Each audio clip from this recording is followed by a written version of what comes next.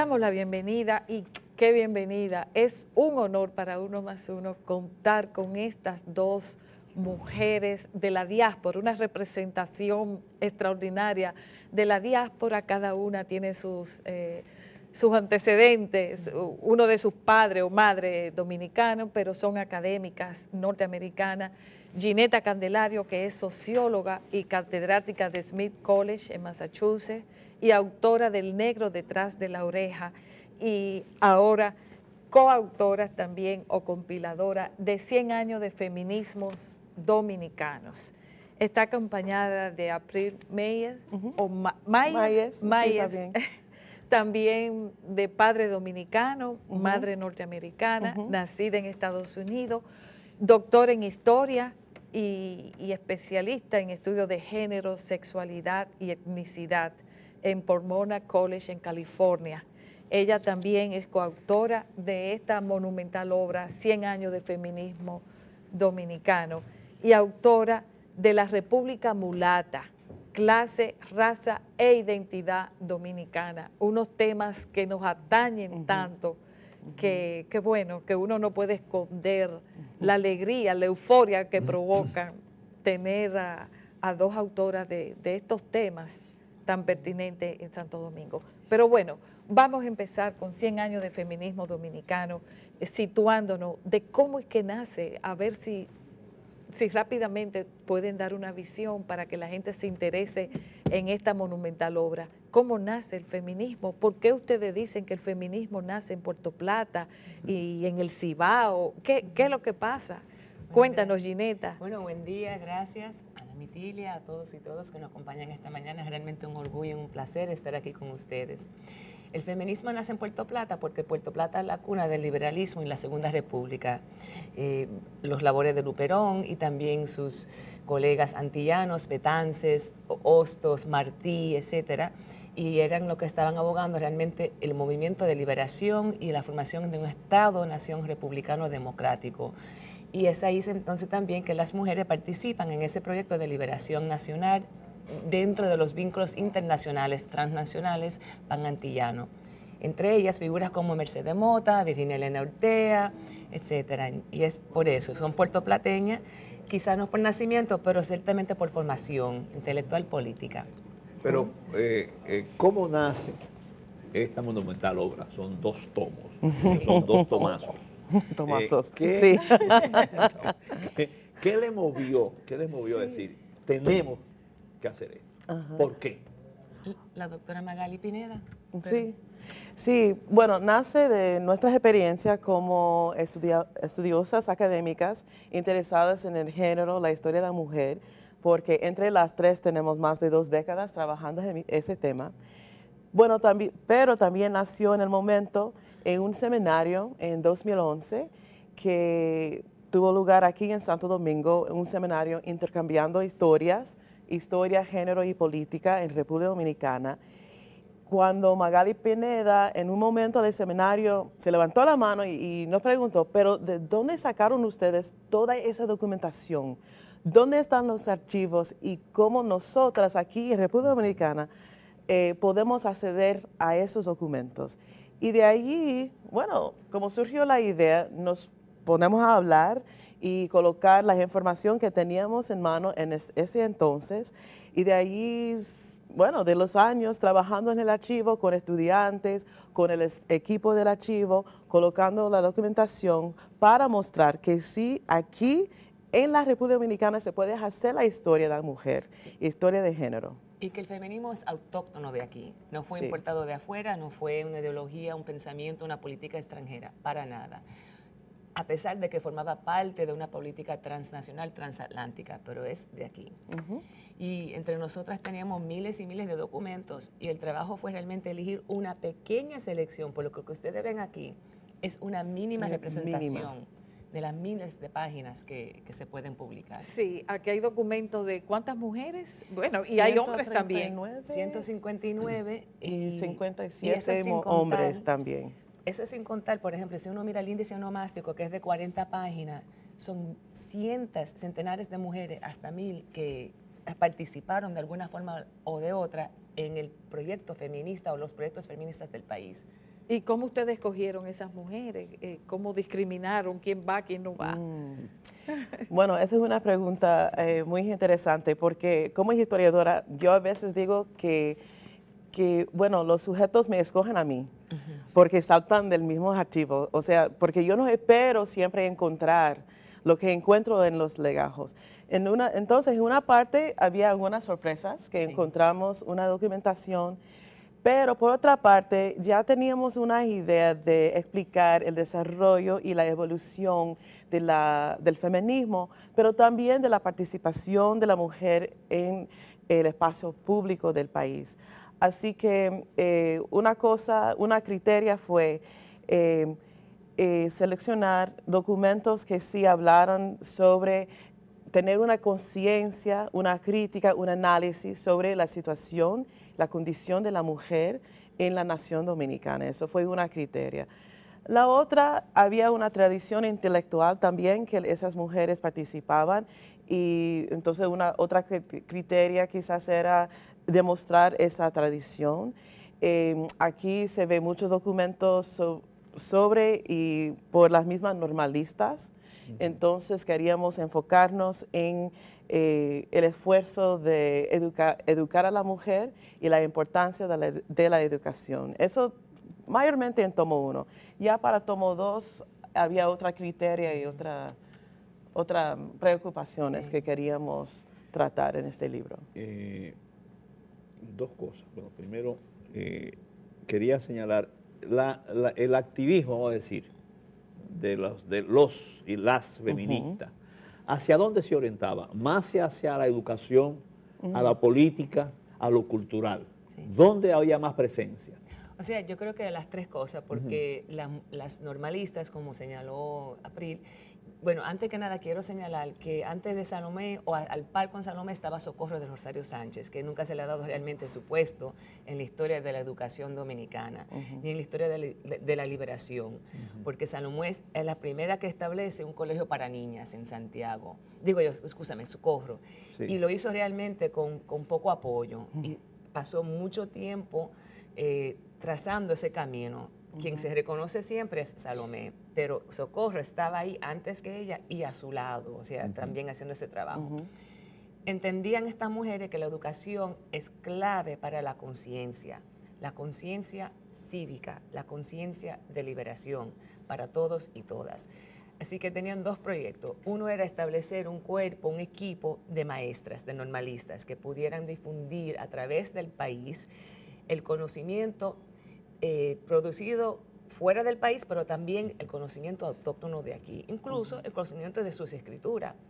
Pero también querían dar clase, impartir clase a las masas, que no fuera solamente conocimiento que se produce para la élite con el sentido de que se vaya a reproducir una clase dominante.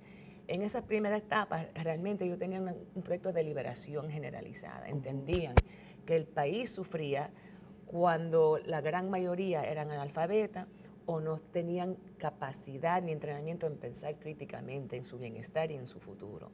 Y eso era el proyecto feminista primordial, era el bienestar nacional, entendiendo que cuando las comunidades vulnerables, las mujeres, los niños, los desamparados, los ancianos, los enfermos, los pobres, los campesinos, que eran la mayoría del país, que cuando a esas personas se le daba su puesto, su atención y el amor a base de políticas generalizadas, todos nos beneficiamos, todos estamos mejor cuando la gran mayoría está bien. Sí, ¿por qué se habla de feminismos? Exacto. O sea, el título del libro Feminismo. refiere esa inquietud. Dice, En 100 plural. años de feminismos dominicanos. Vamos a ver si... Ha habido muchos feminismos. Sí. Sí, vamos a ver, April. Sí, como, bueno, un símbolo puede ser como una sombrilla y bajo esa sombrilla varias entradas, varias salidas, varios pensamientos que cae bajo la sombrilla de feminismo. O sea, o mejor dicho, una conciencia crítica, un análisis crítico de la condición de la mujer. Pero en toda América Latina y también en la República Dominicana, hay feminismos liberales, hay feminismos conservadores, hay feminismos socialistas, hay feminismos antisocialistas, comunistas, anarquistas, entonces Totalitarios, siempre totalitarias, ¿sí? sí, exacto. Entonces, para Bueno, para ampliar una historia del feminismo dominicano, hay que hablar de feminismos dominicanos, porque había esa diversidad de pensamiento, unos debates fuertes que se nota, particularmente le tomo dos, que no, las mujeres y los hombres que participaban en ese movimiento no siempre estaban de acuerdo, se debatían, pero dentro de un marco de conciencia sobre la condición de la mujer y de los niños. O sea, yo creo que la diferencia radica en que en qué forma analizaban el porqué de la opresión, la dominación, la exclusión de la mujer, o sea, cuál es la raíz del porqué, y también en la agenda que se trazaba, cuál es la forma de rectificar la igualdad, la inequitud, que la mujer es objeto. Entonces, eso, por eso que es plural. ¿Dónde radicamos motivo por el cual la mujer está desaventajada en la sociedad? Háblame del negro detrás de la oreja. Sí, sí, sí, sí. Sí. Es una expresión que refleja una, vamos a decir, política de Estado o una conciencia cultural del pueblo. Las dos cosas. como todas esas preguntas. Las dos cosas la de, como ustedes bien saben, una expresión que surgió de una décima de Juan Alí Antonio, también cibaeño, y donde él, por una parte, llama la atención que los dominicanos, en nuestra gran mayoría, somos afrodescendientes. Se nos vea inmediatamente o no. Por lo tanto, la expresión que todos tenemos antecedentes afrodescendientes, no africanos. Por otra parte, entonces es una expresión cultural, ¿no? Una expresión sumamente, netamente nuestra, cultural, que hace dos cosas, que reconoce, pero también reconoce que se está tapando, se está... Está detrás de la oreja. Está detrás. Sí, no en plena bueno, cara. entre algunos, pero para mí está al frente. Porque tratamos de esconderlo. Sí, Pero siempre está Yo no puedo susurrando. esconder, Sí, no la puedo esconder yo. pero así cuando se siempre está susurrando, ¿no? Porque Sí. lo que está aquí siempre está de una forma, de la conciencia de uno. Sí. Entonces, ¿qué pasa? Que esa expresión, que es una expresión netamente cultural, social, es una crítica por una parte. Por otra parte, también tiene, la décima tiene sus elementos que son algo negrofóbicos, porque hay que decirlo. Y es esa inquietud de cómo manejar quiénes somos en relación no solamente a la nación haitiana, que es parte de la inquietud del momento, pero también en relación a la colonia, a España, que en el momento en que se escribe la décima todavía tenía a Puerto Rico y Cuba como colonias antillanas, y después, más importantemente, de los Estados Unidos, que era una de las naciones hegemónicas que iba a establecer su poder en el hemisferio muy rápidamente en esa época. Entonces, a nivel estatal, realmente fue bajo el Trujillato donde se establece de una forma sumamente rígida, de una forma sumamente exitosa ideológicamente, que los dominicanos no somos afrodescendientes, no somos negros, somos indios, somos legados de los indígenas, lo cual es una absurdia, o sea, es una cosa históricamente que es absurdo. Somos afrodescendientes, es la verdad.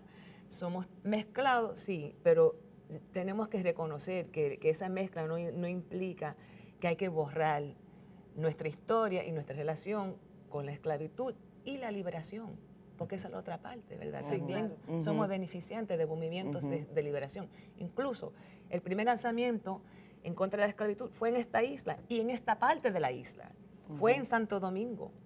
O sea, que esa historia es nuestra también. Sí, bueno, April es autora de La República Mulata. Mulata. ¡Wow! ¡Qué fuerza tiene! Tiene ese nombre.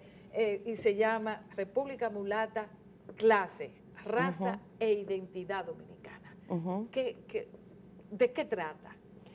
Ya el título dice mucho, pero vamos a oír de qué trata.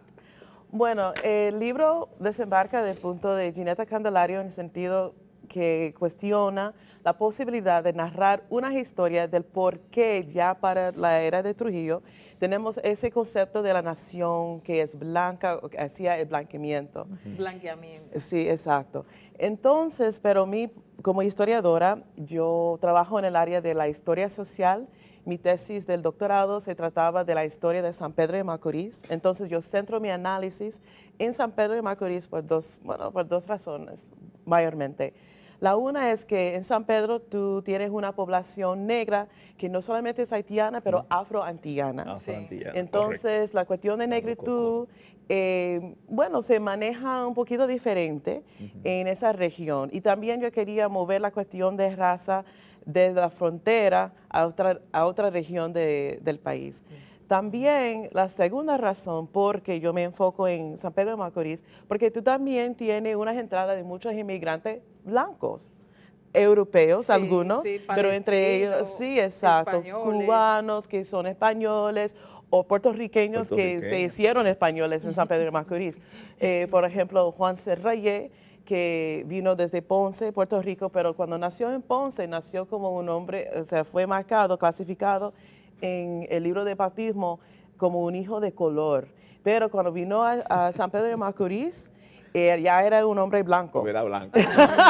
Y ahora se dice que su familia era española y cosas así. Bueno, su padre era español, pero su mamá, una mujer negra en Puerto Rico. Entonces, tú tienes ahí unas mezclas de personas que da otra vista, otra cara al proceso de formar identidades raciales, de incorporar. Entonces la pregunta es, ¿cómo vamos a incorporar toda esa gente a la agenda nacional, a la agenda regional de San Pedro? Entonces el libro trabaja con ese tema, la integración de estos inmigrantes blancos, la exclusión de los inmigrantes negros, para entonces decir que la hispanidad, latinidad, emerge tanto en esa navegación entre Estados Unidos, Haití y la República Dominicana, pero también como una integración política de los inmigrantes y la exclusión de otros inmigrantes. Bueno, y cubre la época desde el siglo XIX hasta, bueno, la primera década de Trujillo. Quiero escuchar la opinión de las dos sobre este punto. Trujillo se empleó a fondo en crearnos una identidad por oposición. No sabíamos lo que éramos, pero sí lo que no éramos. Sí. No somos afrodescendientes y mucho menos haitianos. Sí. Intentó definir la nacionalidad más próxima a lo hispano, pero sin mucho logro, vamos a decir así. Pero también trató de reivindicar nuestra identidad india, que tampoco. Y al final no hemos quedado sin nada, porque nosotros sabemos lo que no somos, pero no sabemos lo que somos. ¿Comparten esa idea? Sí y no, de nuevo. ¿Por qué? Porque yo creo que hay que diferenciar entre los discursos estatales, oficiales, dominantes, que se nos inculcan desde la cuna para adelante, y la realidad de la masa y las expresiones de resistencia a esa ideología y esa expresión dominante. Porque si bien es cierto que la ideología trujillista se impuso incluso a punto de machete, por ejemplo, durante la matanza del 37, con graves consecuencias. Quiero señalar que en esa matanza el historiador Richard Turitz ha señalado que el 85% de las víctimas eran mujeres y niños. O sea, fue una matanza tanto a base de género y misoginia como de raza, o sea, las dos cosas. Es cierto. Pero a pesar de eso, lo cual es muy llamativo, a pesar de esa violencia puntualizada, consistente y remitente de negar, los dominicanos y las dominicanas han sostenido, gracias, una expresión de su negritud, a base de, por ejemplo, actuaciones culturales como el palo y la gaga, por ejemplo, a base de expresiones muy folclóricas. Algún día ahorcan blanco, negro te las orejas, el califé, o sea. El carnaval, sí. El carnaval, por ejemplo, expresión nítida. Ayer mismo incluso nos vimos con Polibio Díaz, que publicó hace unos años unos libros bellísimos de fotografías sobre el carnaval, los interiores. Nuestra forma de por ejemplo, decorar las casitas, o sea, todas esas cosas son expresiones, igual como el negro talonera, al abierto, pero disimulando. ¿Right? La disimulación es una cosa increíble en la cultura dominicana y es la forma en que se preserva nuestras herencias afrodescendientes, porque son múltiples, no solamente una tampoco. Sí. Lamentablemente el tiempo se termina de que traen este cafecito, ya sabemos, y se escucha esa música, pero un breve mensaje para esta tierra dominicana empapada de sangre de tantas mujeres que matan todos los días. Estamos hablando de los feminicidios. Y entonces con unas mujeres que reniegan de ser feministas, que no se sienten cómodas con esa palabra. Un pequeño mensaje. ¿Quiere comenzar? Sí. Yo lo único que digo es que es parte de una larga historia y legado y que precisamente esa violencia las mujeres la han estado trabajando por más de 150 años. Y que si nosotros hablamos de la soberanía nacional, lo cual es un tema que en esta semana precisamente se ha tratado tanto, tenemos que empezar con entender que la soberanía personal es clave para esa soberanía nacional. Mi cuerpo es mío, mío, mío, mío. Y la protección del Estado, porque el Estado tiene que tocar su rol, tiene un papel muy importante. Y yo quería ligar también el problemático de la sentencia y la violencia contra las mujeres en parto, en oficinas burocráticas del país también, con esa violencia que se da, porque es una violencia del poder. Toda violencia se trata de poder. Entonces, debemos estar atentos de la manera de que el Estado protege y no los derechos de todos y todas. Sí, y perdón, y en la pregunta, mea culpa, yo debí decir hombres y mujeres, el mensaje. Y como que se nota, por ejemplo, anoche, increíble, que las autoridades masculinas estuvieron ausentes en la obra más importante que se ha presentado en República Dominicana, que concierne al feminismo. Es lamentable que los hombres están ausentes en la construcción de este pensamiento que hay que reivindicar y desempolvar, como alguien decía anoche. Bueno, hay que darle las gracias a Ginetta Candelario y Gabriel Meyer, catedráticas, una historiadora, otra socióloga, por este gran aporte que hacen al conocimiento y también a la responsabilidad que todos tenemos sobre este tema. Así que muchísimas gracias. Muchísimas gracias a ustedes. Gracias a ustedes. Gracias.